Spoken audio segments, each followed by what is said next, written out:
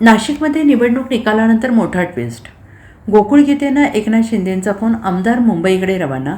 राज्यातील विधान परिषद निवडणुकीत नाशिक मतदारसंघातील निकालामुळे चांगलीच रंगत आल्याचं दिसून आलं. कारण महायुतीने नाशिक वगळता सर्वच्या सर्व जागांवर विजय मिळवत विधान परिषद निवडणुकीत एका हाती आपला झेंडा फडकवला आहे. यापूर्वी 6 जागांवर बिनविरोध विजय मिळवल्यानंतर उर्वरित 11 जागांसाठी मतदान घेण्यात आलं होतं. त्यामध्ये नाशिकमध्ये शिवसेना महायुतीने नरेंद्र दराडे यांना उमेदवारी दिली. मात्र येथे भाजपचे बंडखोर गोकुळ गीते यांनी शेवटपर्यंत आपला उमेदवारी अर्ज कायम ठेवल्यामुळे मोठी अडचण निर्माण झाली.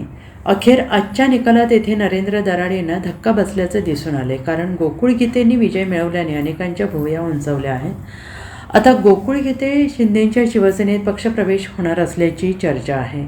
विधान परिषदेतील निकालानंतर गोकुळ गीते यांना आज एकनाथ शिंदे यांची भेट घ्यायला बोलवण्यात आलं असून ते नंदनवन बंगल्यावर जाऊन त्यांची भेट घेतील. अशातच त्यांच्यासोबत चर्चा करून त्यांचा पक्षप्रवेश शिवसेना पक्षात होईल आणि महायुतीमधून ते विजयी उमेदवार म्हणून जाहीर केले जाईल आणि त्यामुळे अपक्ष निवडून आलेले गोकुळ गीते हे महायुतीचे म्हणून आणखीन एक आमदार वाढवणार असल्याचं सांगण्यात आलं आहे.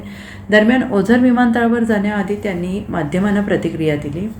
मला उपमुख्यमंत्री एकनाथ शिंदे यांचा फोन होता, त्यामुळे मी त्यांना भेटण्यासाठी जातो आहे.